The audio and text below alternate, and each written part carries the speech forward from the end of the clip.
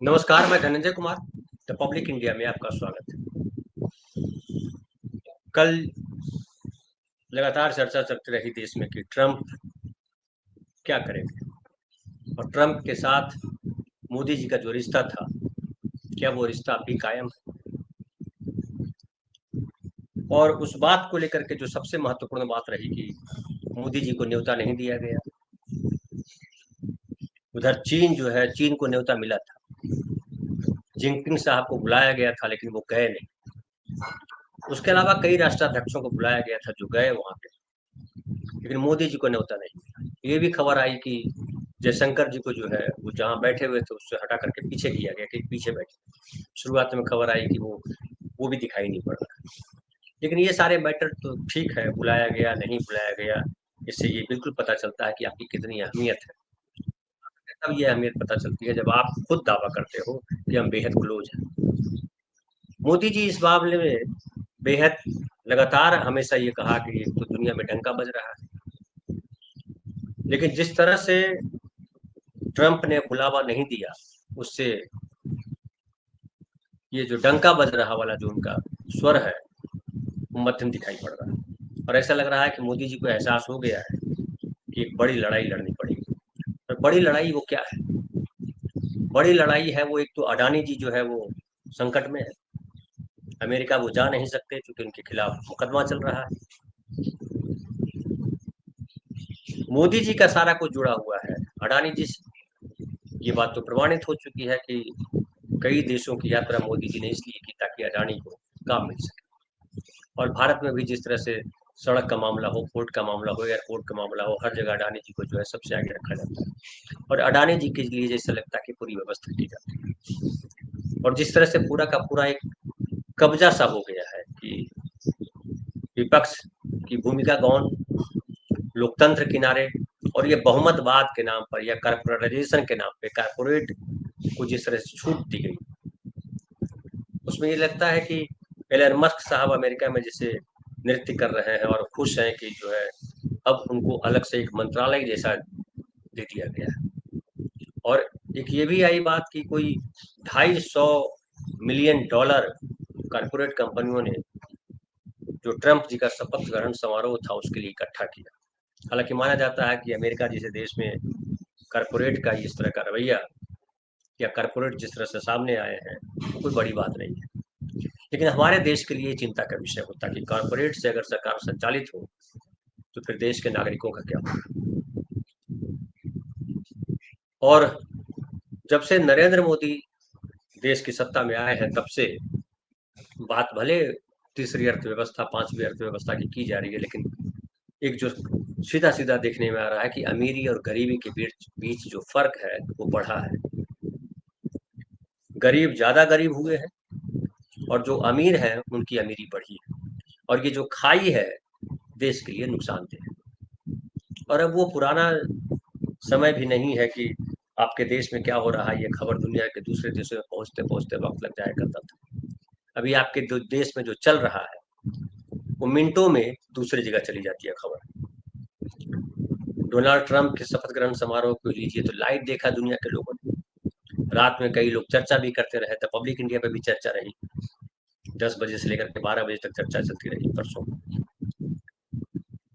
और ट्रंप साहब ने जो ऐलान किए हैं वो ऐलान जो है वो बता रहा है कि भारत के लिए भी उसमें मुश्किल है। हालांकि चीन को भी एक तरह से उन्होंने काउंटर करने की कोशिश की है, जिसमें उन्होंने मैक्सिको का खास करके जिक्र किया है कि मैक्सिको पे किस तरह से उसको मैक्सिको की को मिलाने की बात की जा रही है, उस पर इमरजेंसी लगाने की बात की जा रही है, कनाडा को अपना राज्य बनाने की बात की जा रही है, और अखंड अमेरिका जिसको कहते कर सकते हैं कि उसकी बात की जा रही है। हमारे देश में भी अखंड भारत की चर्चा चलती रहती है, लेकिन अब पीओ को भी नहीं ला पाए। पाक ऑक्युपाइड कश्मीर को लेकर के आदित्यनाथ जी ने कहा था कि बस 100 दिन के भीतर आ जाएगा, वो नहीं आया। 2019 अगर याद कीजिए, 2019 की जीत के बाद जब 370 हटाया गया था तब गृह मंत्री जी ने सदन में कहा था कि कश्मीर हम ले करके आएंगे, जो पाक ऑक्युपाइड कश्मीर है, लेकिन उस पर कोई चर्चा नहीं।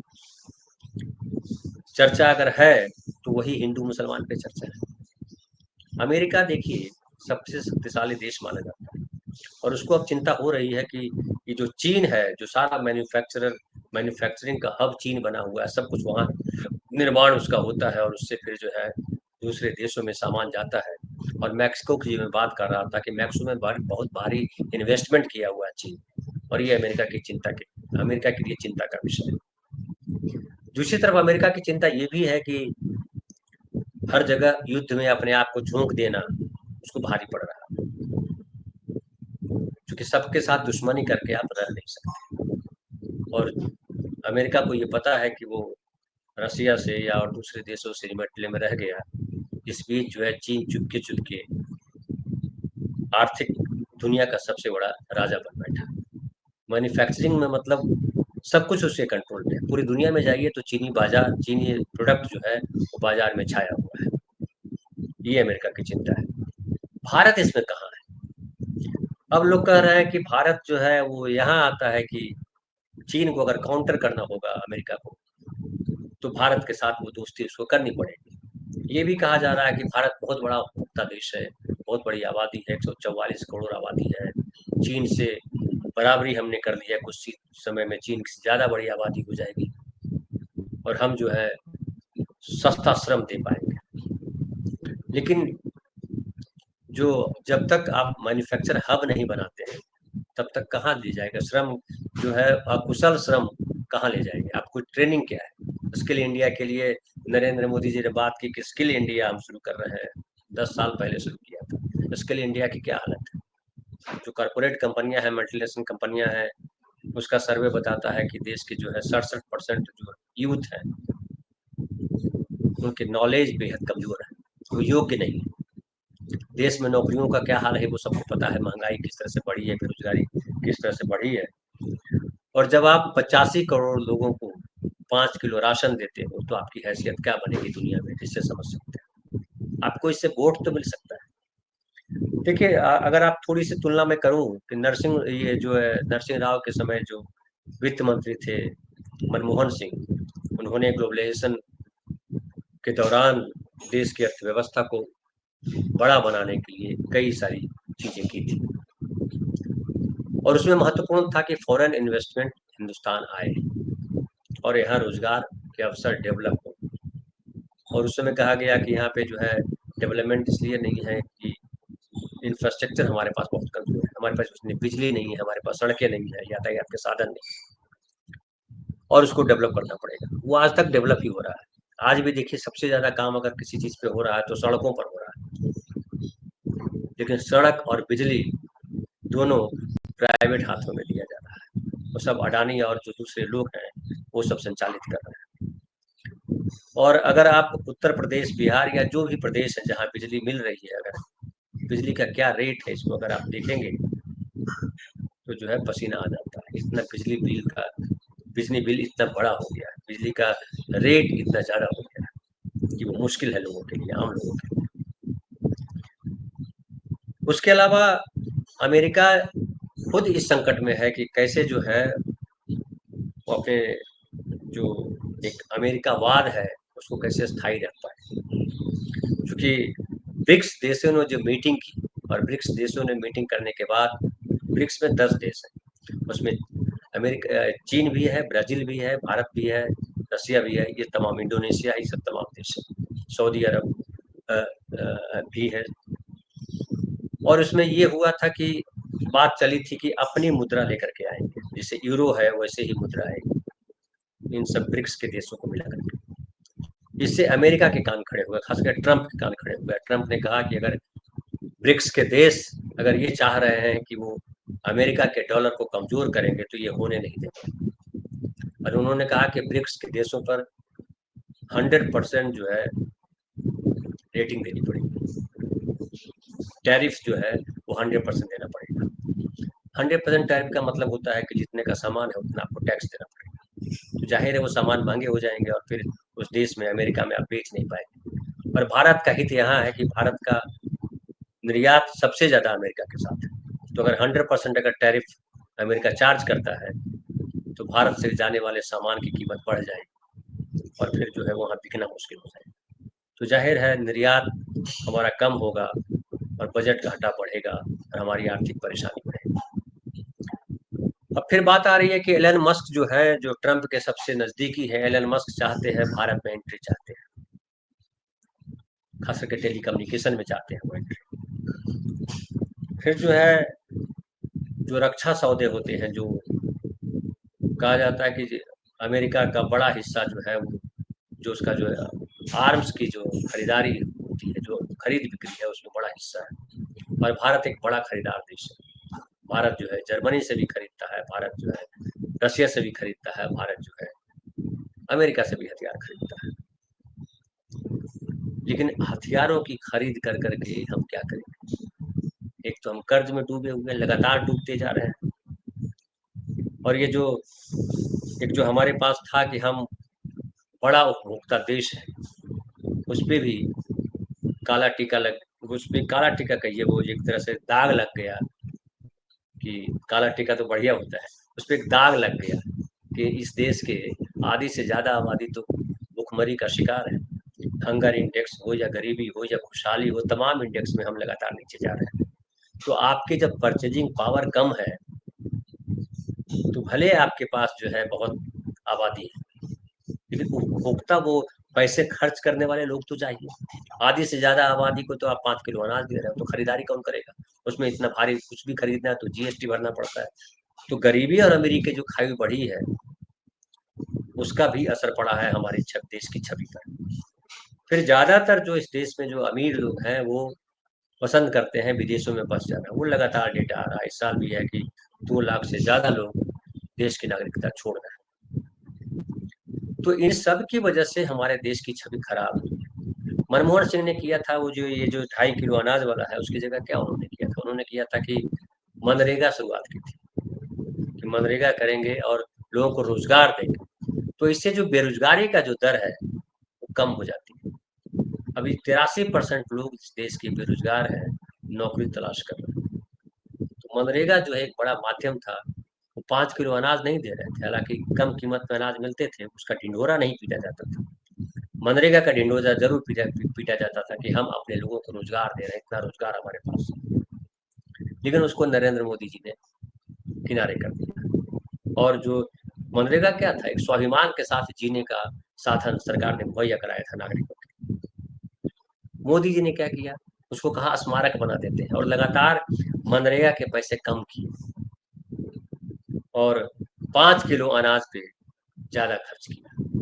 अब 5 किलो अनाज तो आप दे रहे हो, लेकिन उसका बदले में उसका स्वाभिमान। फिर जो अब एक नई टेंडेंसी फिर चलाई गई कि हम जो है 1500 रुपया महिलाओं को देंगे, ताकि बाजार फिर इन्हांस हो, परचेजिंग पावर हमारे बढ़े। लेकिन कैसे बढ़ेगी परचेजिंग पावर जब महंगाई इतनी ज्यादा हो गई? 1500 रुपया में क्या होगा? ये एक चिंता का विषय है। तो अब जब ट्रंप ने कहा है अमेरिका फर्स्ट, मोदी जी को आमंत्रण नहीं मिला। अमेरिका की चिंता ये है कि कैसे जो है चीन के साथ रैपो बना सके और अपनी दादागिरी पूरी दुनिया में जो है साबित कर सके। और लोग ये भी कह रहे हैं कि मोदी और ट्रंप जो है लगभग एक ही पिच पे, दोनों के सोच जो है वो दक्षिणपंथी है। और जैसे नरेंद्र मोदी सोचते हैं, उसी तरह से ट्रंप सोच रहे हैं। लेकिन सवाल उठता है कि अमेरिका जो है, अमेरिका को क्या ट्रंप भारत की तरह हैंडल कर सकेंगे? और अमेरिका एक सक्षम देश है, वहाँ लोकतंत्र जो है मजबूत हो चुका है, वहाँ वोट सीधा इस पर। ठीक है, वादे उन्होंने किए हैं, और उससे जो अमेरिकन फर्स्ट का जो नारा है उनका बड़ा हिट हुआ है, और उसे लेकिन ये भी जो कहा है उन्होंने कि हम जो दूसरे देशों से आए हुए लोग हैं उनको हम यहाँ से भगाएंगे। अब कितना काम कर पाते हैं वो अपने आप में एक बहस का विषय हो सकता है, जिससे भारत में लगातार चलता रहता है कि बांग्लादेशियों को हम घुसपैठियों को बाहर निकालेंगे। घुसपैठियों को कहाँ निकाल पाए, वो नारेबाजी हो जाती है।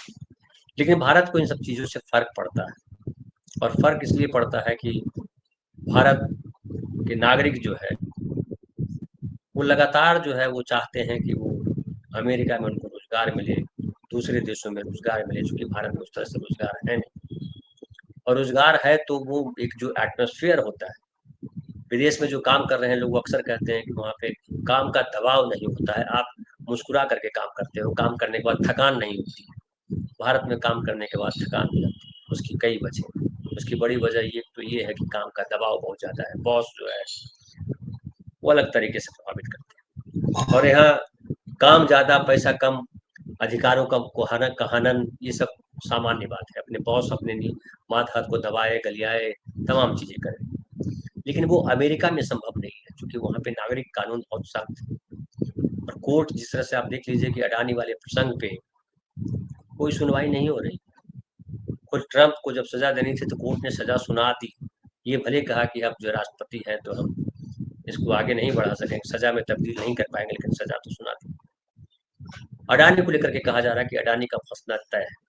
अब बात है कि क्या नरेंद्र मोदी जी नेगोशिएशन कर पाएंगे अडानी के मैटर, और क्या ये जो दूरी बनी है मोदी जी के और ट्रंप के बीच की, उसमें अडानी एक कारण है? ये भी एक बड़ा सवाल है।